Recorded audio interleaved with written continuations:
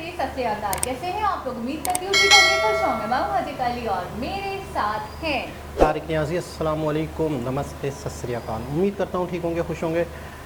दोस्तों जा रहे हैं, खुश रहें, माँ बाप का ख्याल करें, क्योंकि माँ बाप में तो सभी कुछ है। आज की हमारी वीडियो है प्रशांत धवन जी की बहुत ही लेटेस्ट वीडियो। सो स्टार्ट करते हैं अपनी वीडियो को। Let's start. ओके गाइस, इस वीडियो का टाइटल है this list by IMF made every Indian proud. So start करते हैं।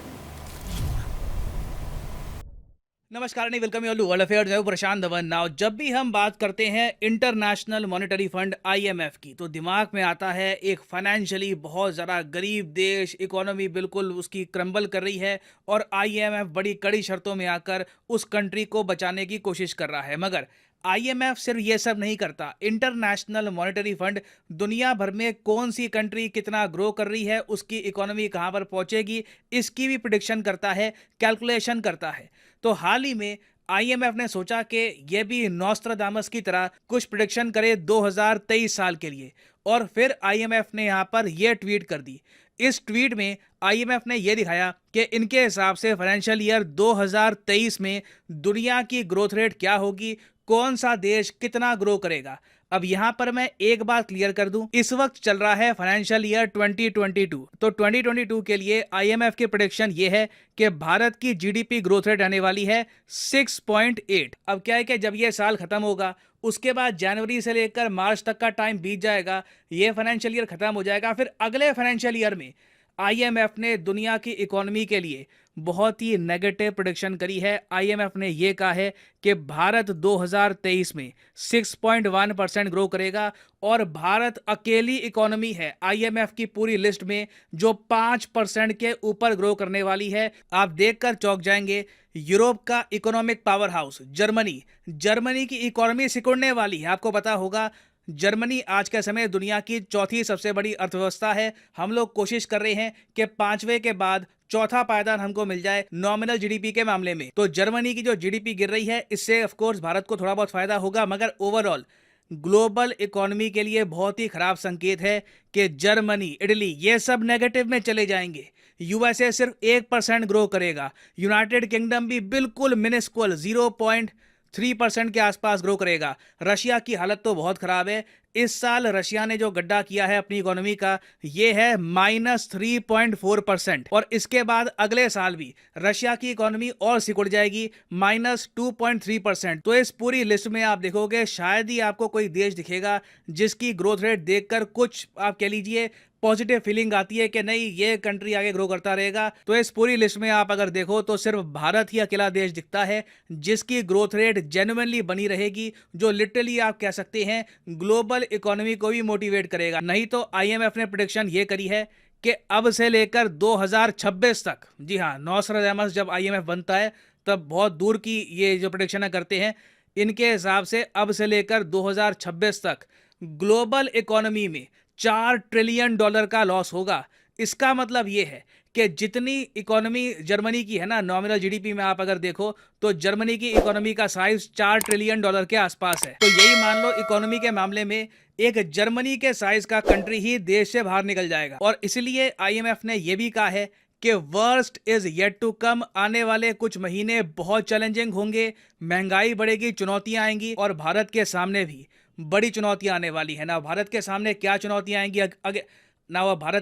चुनौतियां आएंगी ऑफ कोर्स ये इमेज देखकर किसी भी भारतीय को अच्छा लगेगा कि एटलीस्ट चाहे बड़े बड़े देश ग्रो नहीं कर पा रहे, इंडिया तो लगातार ग्रो करेगा। मगर इस सब का मतलब ये भी नहीं है कि ऑल इज वेल। बहुत चुनौतियां आएंगी, डिस्कस करेंगे इस वीडियो में इन सब टॉपिक्स को। मगर आगे बढ़ने से पहले आपसे एक क्वेश्चन पूछूंगा। क्वेश्चन ये है कि हाल ही में भारतीय नौसेना ने white shipping information exchange agreement sign किया है किस कंट्री के साथ? ये है यहाँ पे आपकी ऑप्शन, न्यूजीलैंड, रशिया, जापान या फिर फ्रांस।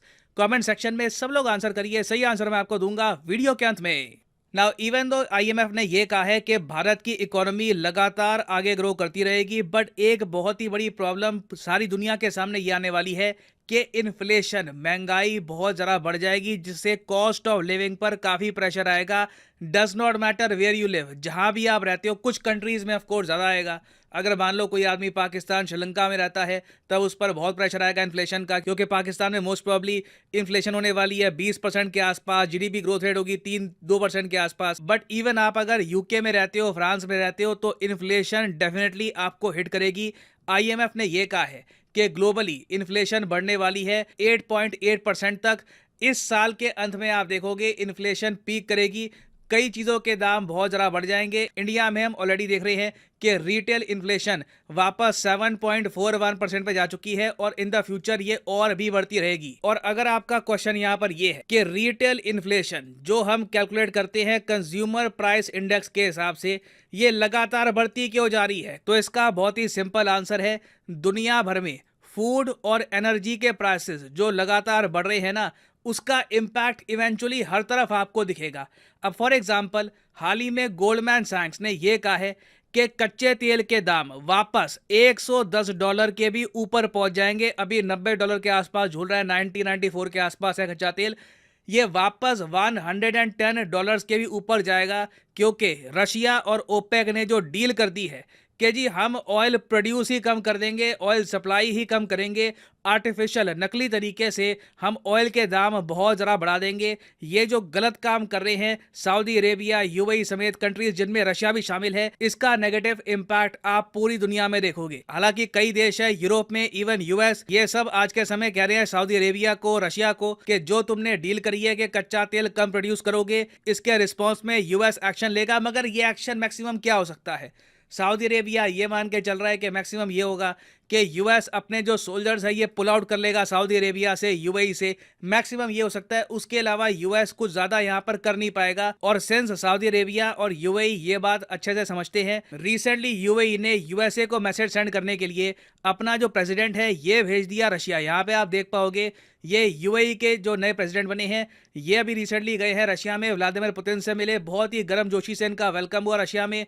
फिर एक और फुटेज ये भी आई कि यूएई के प्रेसिडेंट को ठंड लग गई रशिया में, क्योंकि रशिया में आज के समय आप अगर देखो तो तापमान काफी हद तक कम हो रहा है। तो व्लादिमीर पुतिन ने एक बड़ा स्वीट जेस्चर दिखाया और अपनी जैकेट दे दी यूएई के प्रेसिडेंट को, एक मैसेज सेंड करने के लिए दुनिया को कि ओपेक प्लस, जहां पे आपको 23 देश मिलेंगे including Russia and Saudi Arabia, ये इकट्ठा खड़ा है, जहां पर एक तरफ दुनिया भर में जीडीपी ग्रोथ रेट कम होगी, कंट्रीज हो सकता है कि बैंकरप्ट भी हो जाए काफी जगह। ये सब देश इस टाइम भी कच्चा तेल रिकॉर्ड तोड़ ऊंचे दामों पर बेचकर अपना प्रॉफिट कमाएंगे। और यहाँ पे आप अज्यूम कर सकते हैं जब कच्चा तेल वापस $110 पर बैरल के भी ऊपर जाएगा तो उसके बाद भारत के साथ क्या होगा।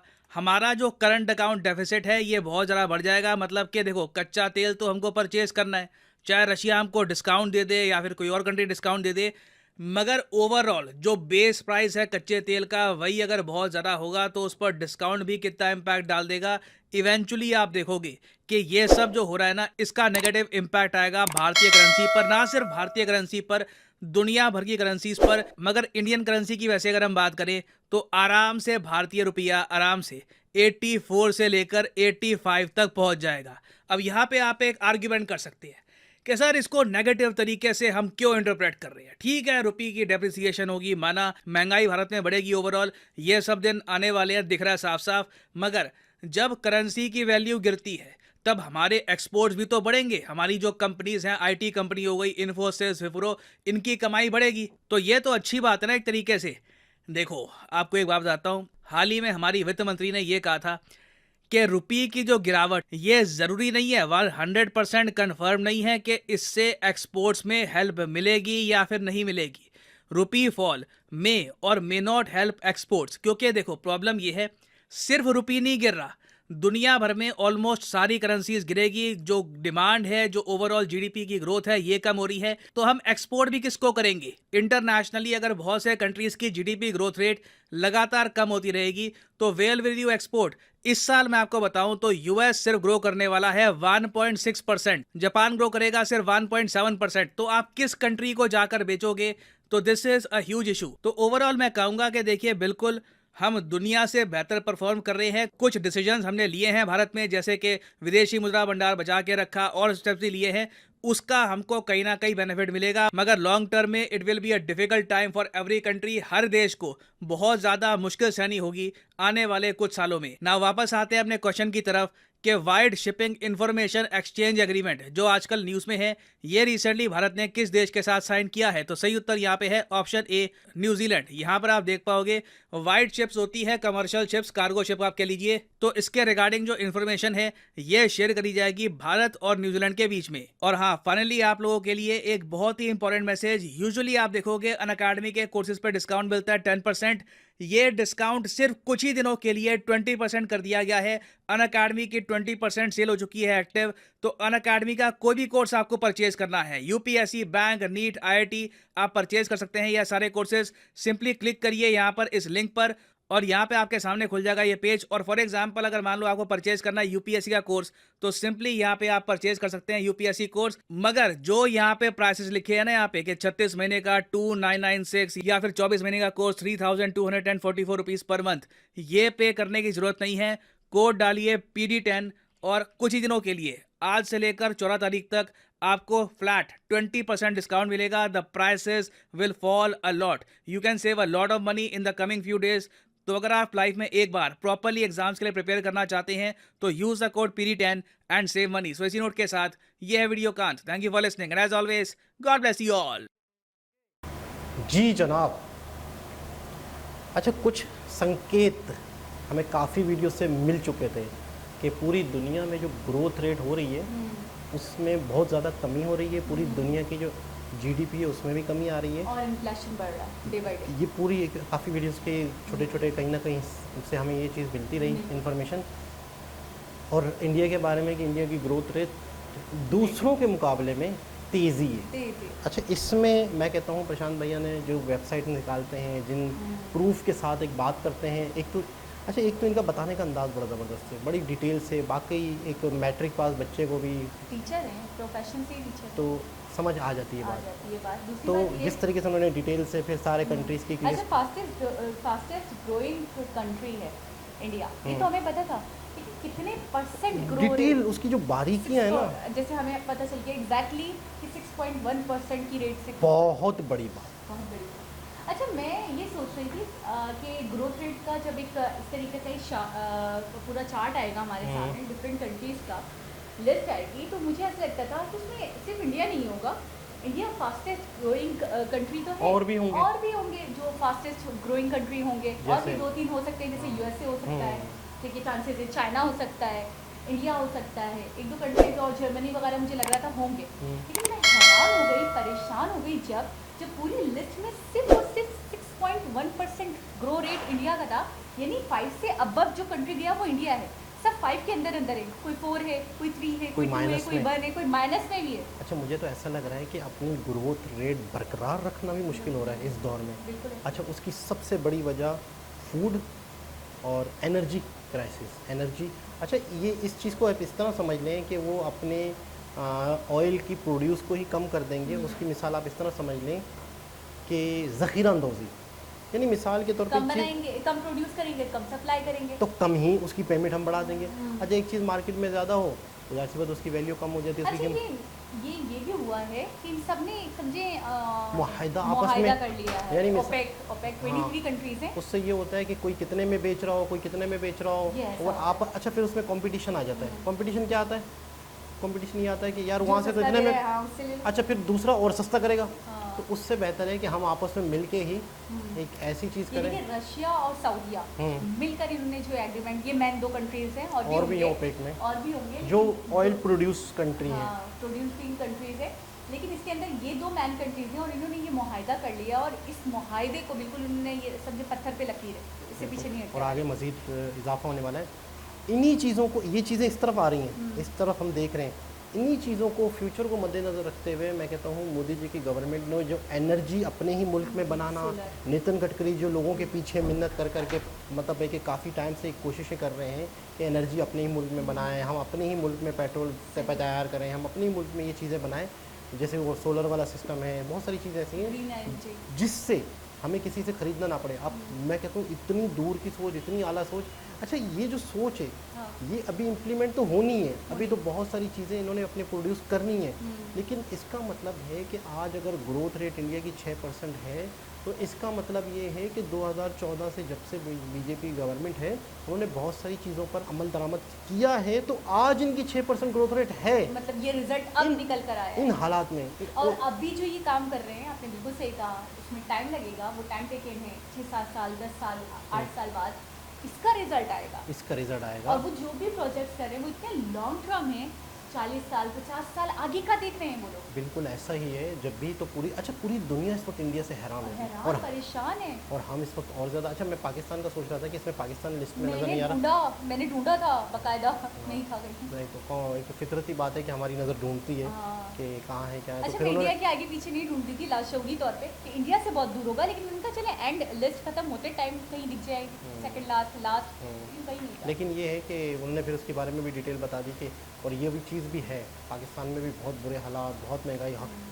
कौन सा ऐसा शख्स है अमीर करोड़पति शख्स भी रो रहा है, क्योंकि उसको जो चीज़ 1000 रुपये में मिलती थी अब उसको 2000 रुपये में। तो हर शख्स वाकई बहुत परेशान है, ख़ासतौर पे महंगाई की वजह से, बेरोज़गारी की वजह से चीज़ें बहुत महंगी, इनकम नहीं बढ़ रही, जॉब्स उल्टा नहीं है और चीज़ें महंगी। तो बहुत ही एक अजीब नफरत तरसी का आलम है। तो बस दुआ है कि अल्लाह ताला बेहतर हालात करें और मामला बेहतर हों, लोगों का रोज़गार में इजाफा हो। लेकिन आने वाले 2-3 साल 26 तक के इनके प्रेडिक्शन है, तो 2026 तक हालात गड़बड़ रहेंगे।